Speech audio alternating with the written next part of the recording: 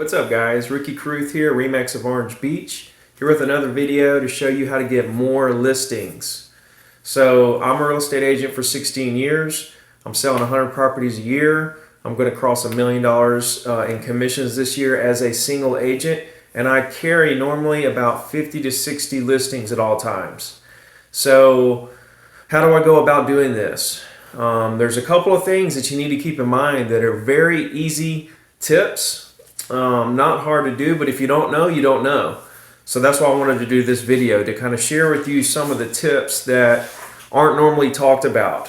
So, listings are the name of the game. Listings help you multiply your time. When you get listings and you focus your business around listings, it's kind of like franchising yourself all over the place. You're putting out different properties all over your area, and any of them that sells you make money off of. This is an incredible leveraging system for real estate agents. Buyers can be a quick source of cash, but over the long term, whatever agent has the most listings will win. So you want to be more listing oriented and take care of what buyers come from your efforts of listing properties. So today I want to talk about 3 things that can help you get more listings. Okay, I know there's a lot of information out there about how to get listings for sale by owners, expires, circle prospecting, door knocking, and stuff like that. So I didn't really want to get into the ins and outs of all the different avenues you can take to find sellers, right? But I wanted to get more detailed in today's video. I wanted to go a little bit deeper than just where to get them, because there's so much information about that. I wanted to actually bring value to you today. So the first thing I wanted to talk about is language. Whenever you are talking to a potential seller, there's a lot of dialect that you're going to want to get down. Okay, so I could go on and on for days about the different dialect and the different dialogue and phone scripts and all the different ways to structure a conversation around getting a listing. But the thing I wanted to focus on was the fact that you can change a couple words around to your benefit, okay, that don't sound so aggressive to the seller. One thing I like to do a lot is instead of calling a listing agreement, I like to refer to it as a price agreement.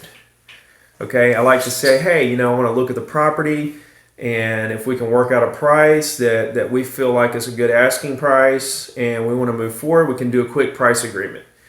When you don't approach them as, so many agents out there sound the same, and their objective is just to get the listing. And so it kind of creates a situation where a lot of sellers are skittish to real estate agents because they feel like all the agent wants is a listing.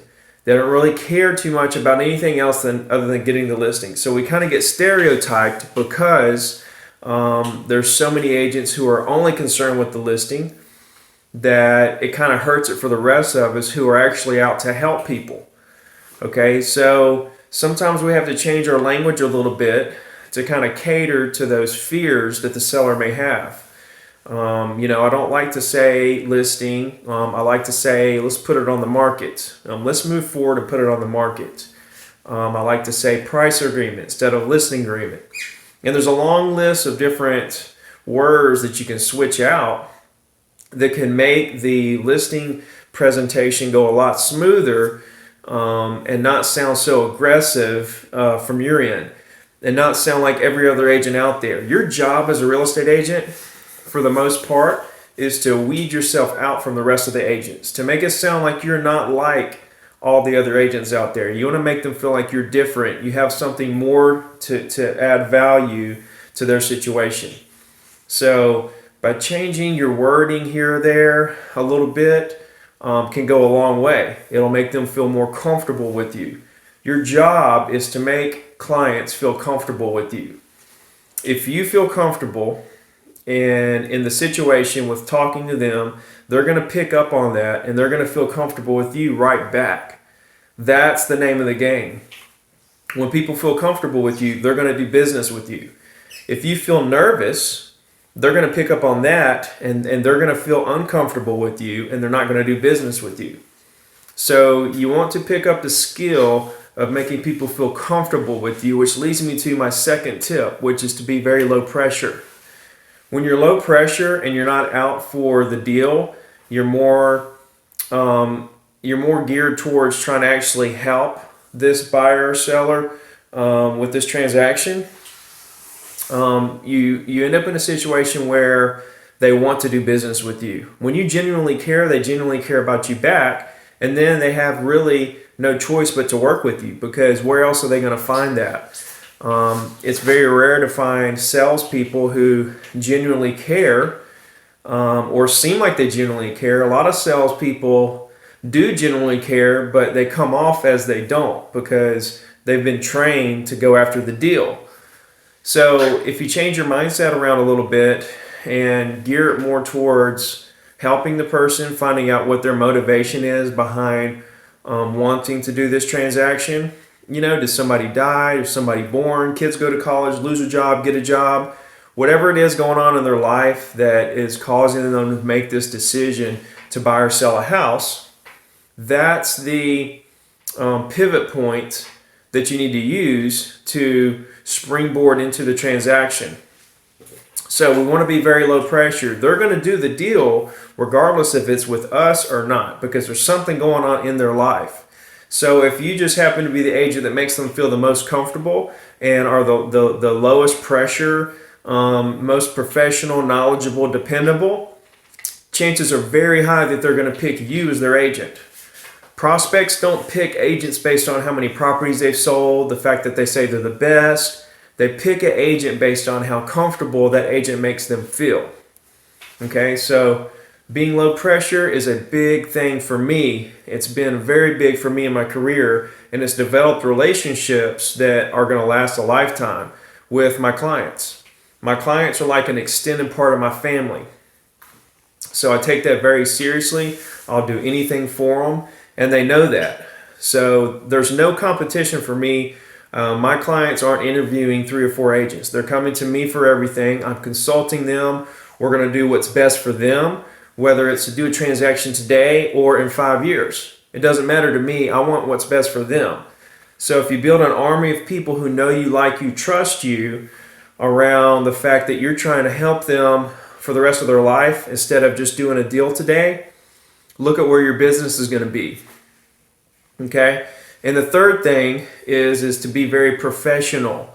And when I say professional, to get more listings, that reverts to the fact that you're not in such a hurry to get the listing. You want to do it right.